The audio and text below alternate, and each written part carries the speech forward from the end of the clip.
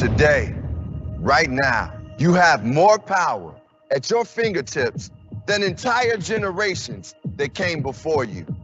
Think about that. That's what technology really is. It's possibility, it's adaptability, it's capability. But in the end, it's only a tool. What's a hammer without a person who swings it?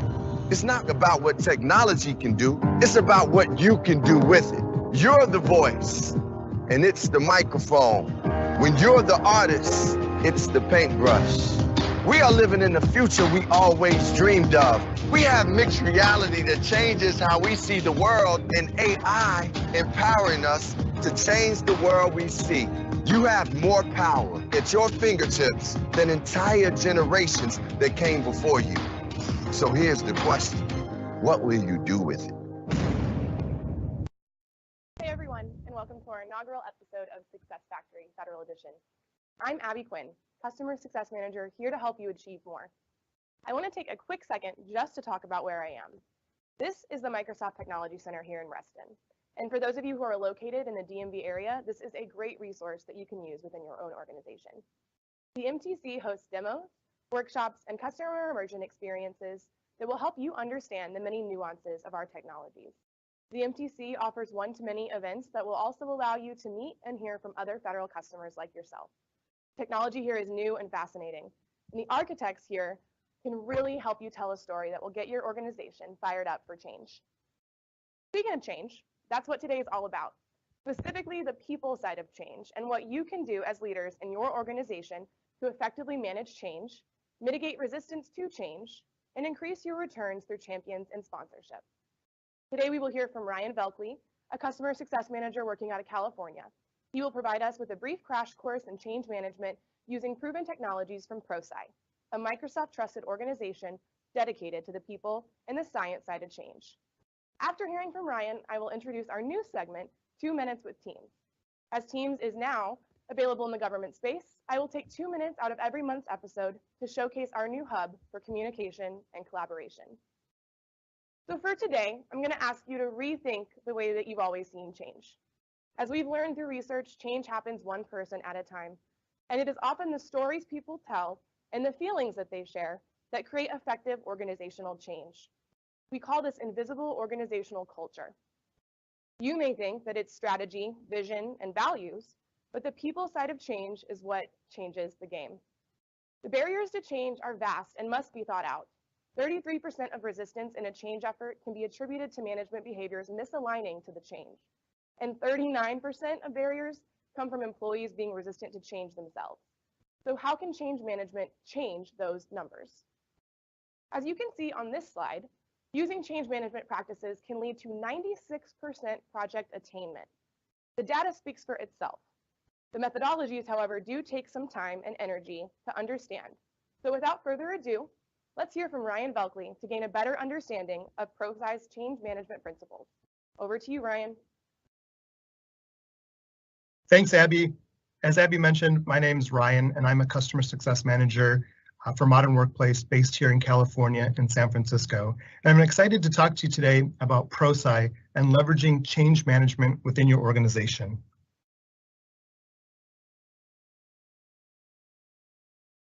So, change management crash course. What I'd like to cover today is ProSci and the ADKAR model. Why is change important? Landing the conversation, the audience, and outcomes for leveraging change management. So ProSci's value proposition is really simple, and this is what I like. It's research-based, it's holistic, and it's really easy to use once you dive in. So the greatest contributors to change management success include active and visible executive sponsorship, structured change management approach, dedicated resources and funding, project management integration, as well as employee engagement and participation, and then frequent and open communication and engagement from your middle management. It's important to get all levels, from the very top, that sponsorship, through the middle management, then down to your employees so that they understand why change is happening and how it'll benefit them in the long run. There's also a lot of risks and costs for not managing change. So it could include things like loss of projected financial benefits, lack of employee adoption and usage, which is huge, especially with software, failure to meet project objectives, budget delays, restarts, budget overruns. And then probably one of the most important is just negative employee reactions. So if you're trying to roll out software and the end user doesn't understand why or how this will benefit them, and the solution gets a negative rap right from the start, it's going to be much more hard for you within your organization to actually roll out and get people to adopt that new technology, as well as just negative organizational impacts, productivity, organizational delays, operational delays, and culture, as well as a negative impact to your customers. So it's important to really think through a change management plan and how it'll affect everyone within the organization, including those outside the organization that you partner with. So what we've done here at Microsoft is leverage the ProSci and ADKAR model. And I want to go through an overview of how this process and methodology works and how you can apply it within your own organization.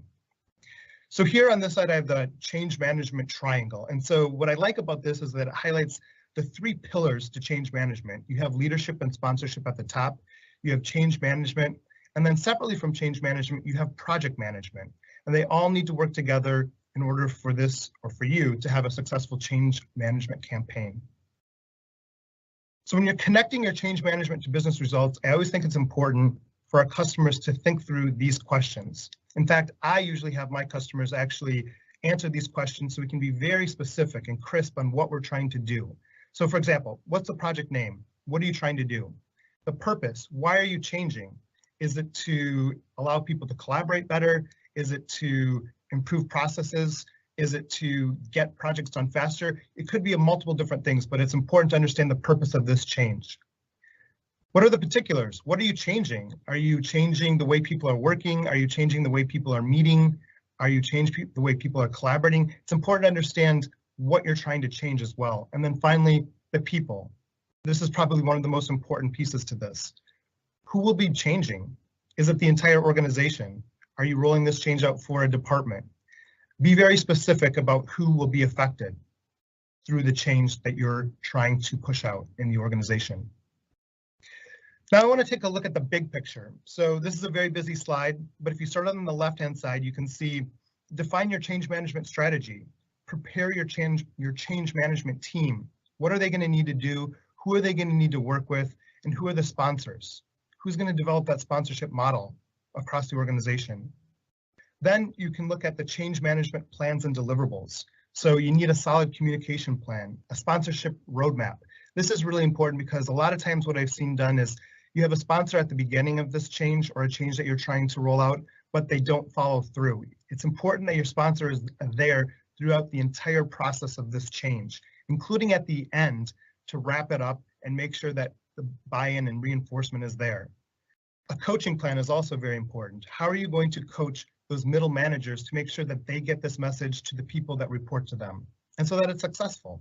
And then of course, resistance management as far as how are you going to plan for any type of resistance, and what will that resistance be? In this step or this phase, you're going to need to think about where will you get resistance and how can you try to overcome that? And then finally, the training plan. How are you going to train users to be familiar and comfortable with this change so that they're able to be successful without falling down? Finally, we have the individual outcomes. And so this is where we really dive into ProSci and the ADKAR model. So you have awareness, you have desire, you have knowledge, ability, and reinforcement. And we'll break all of these down in the coming slides. And then at the very right-hand side, again, we have this project triangle, including the leadership, change management, and project management, the 3 pillars that really need to be there for a successful change management plan. It's always important to remember that change is a process. You have your current state, you have your transition state, and then your future state. And it's good to think about what this looks like and how you'll get there from that current state to the future state. So what I really want to focus on now is the 5 building blocks for successful change. And this is leveraging ADKAR, the acronym that I've been using quite a bit. And this is from ProSci. And so we talked about the 5 different methods or phases. And I want to dive deeper into each one. So the first one is awareness. The questions here are, what's the nature of the change? Why is the change needed? And what's the risk of not changing? It's important to answer all of those questions. And in the awareness stage, of a change management methodology, it's important to get the message out. This is where you'd really want to leverage your sponsor. Maybe it's them sending an email to the organization. Maybe you'll have things that you post on your intranet or digital signage or just physical posters around your office or location. It's important to let people know that, hey, change is coming and this is why we're looking to do this change because it will benefit you in these ways. And that ties into the desire phase. So in the desire phase, it's important to answer the questions, what's in it for me? That's what your end users or your employees will ask. Is it a personal choice? Is it a decision to engage and participate? How is this going to affect your employees or end users? It's important that they understand that it's going to benefit them in these ways and to be very specific about that. And if you can leverage your sponsor, this is a great way to do that. Next, we have knowledge. So here, understanding how to change, training on the new processes and tools, and learning new skills. So whenever you have change, obviously, if you've done the awareness piece, you're letting people know change is coming and why through the desire phase. When you come to knowledge, this is where you can really start where the rubber hits the road, right? You can start to identify specific use cases. You can provide training, whether it be live, webinar-based, or with specific groups on how this change affects them, but then also how to use the new tool so that everyone's comfortable and familiar. The next phase is the ability phase. And in this phase, it's important to demonstrate the capability of implementing this change and the achieved desire in the performance or behavior. So in this phase, what we're really looking to do is making sure that people have the ability to do the change and manage the change successfully. So things like building a champions program within either an organization or within a group is really important. You want those champions to really help you implement this change. They can be the ones that you leverage to really get into different groups or parts of the business or your organization. And they'll help give you feedback as far as where they're hitting resistance, which leads to the next step, which is reinforcement. Actions that increase the likelihood that change will be continued, and recognition and rewards. So what's important here is where your sponsor, if they were, hopefully they were present throughout this change process, but you really want them to come back from the reinforcement phase and message, hey, this is how this change is going, and share some success stories, because that reinforces the idea and the change that it is working.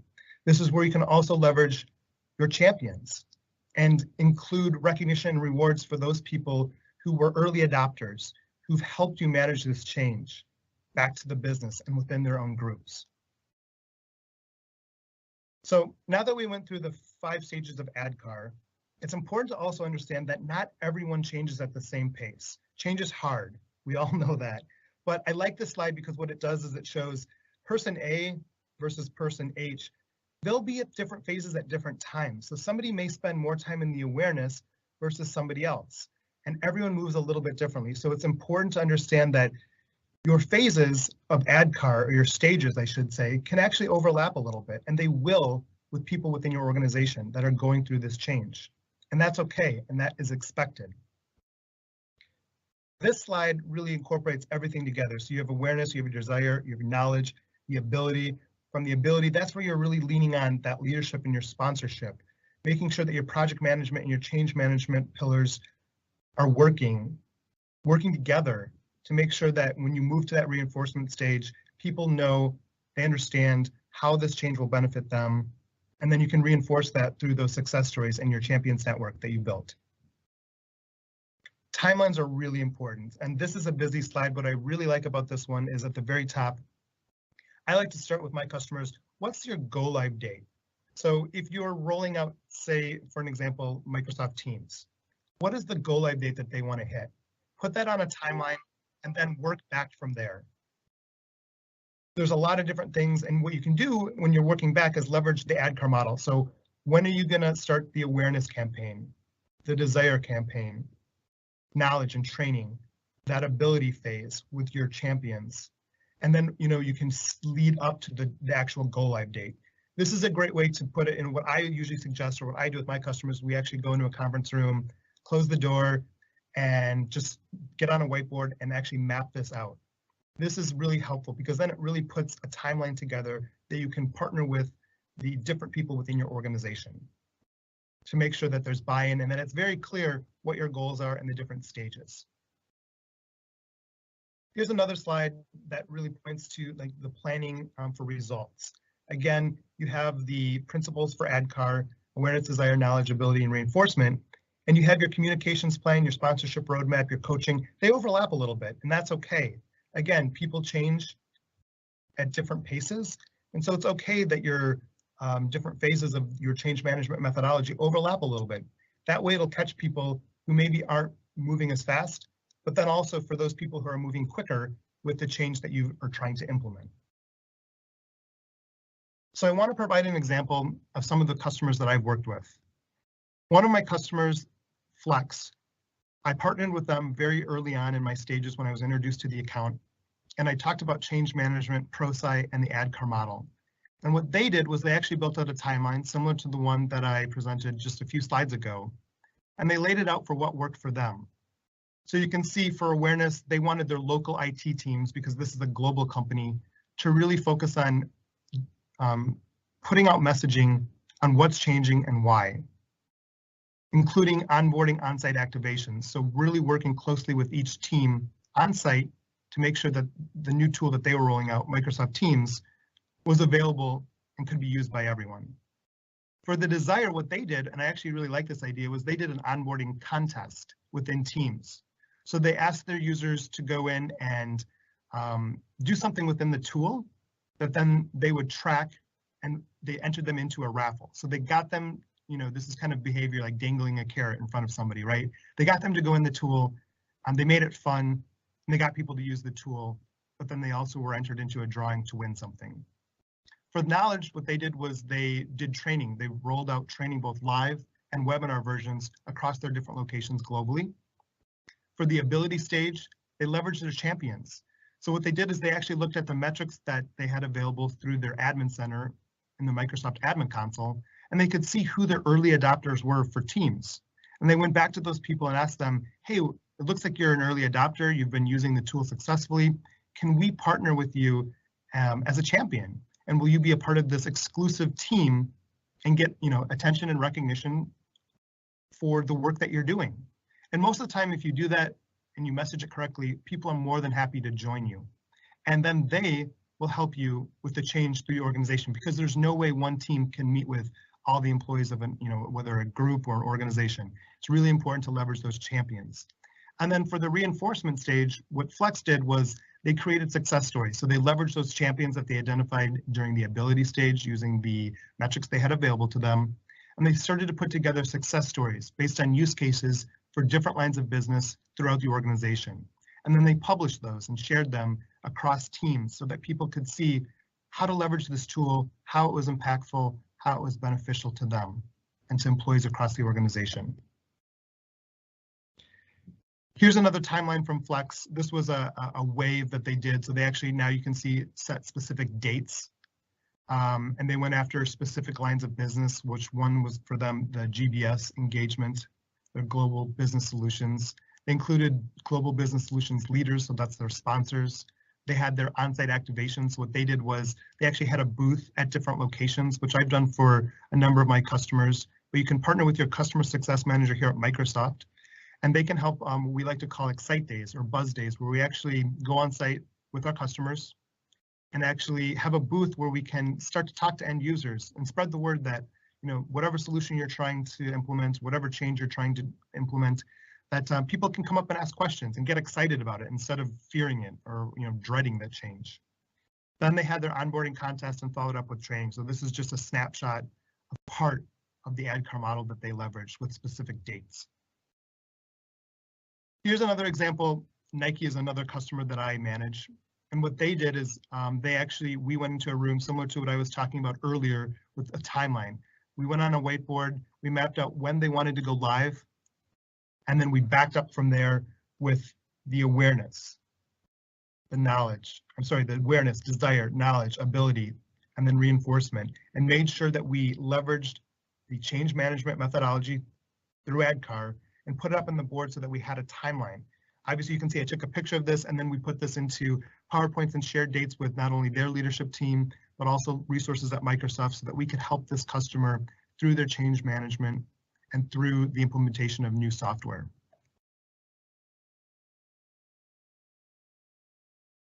So with this, I'd like to pass it back to Abby, but before I do that, I want to thank everyone for your time. It's been a great pleasure to be on the Success Factory. And Abby, back to you. Awesome. Thank you so much, Ryan. That was an amazing crash course. I think we just got a great glimpse of what we can do really with change management. I'm going to briefly go into these resources, so give me just 1 second, guys. Thank you. Great. Resources on this slide include a comprehensive EDX course regarding change management, as well as our point drive for this specific episode of Success Factory. I hope that sheds some light on how change management can make a difference within your organization. Knowing how to work a change management effort into your daily behaviors can make a huge impact on projects and what we call the invisible organizational culture. Next up is our 2 Minutes with Teams segment. Teams is the new Skype for business. It's a central hub for all your team's communication and collaboration needs. One of the features within Teams is the ability to create and format a post within a channel, not just with Times New Roman size 12 font, but with the luxuries that you're used to from Microsoft Word and Outlook. In this quick clip, we take a closer look at how to create and format the perfect post for your team.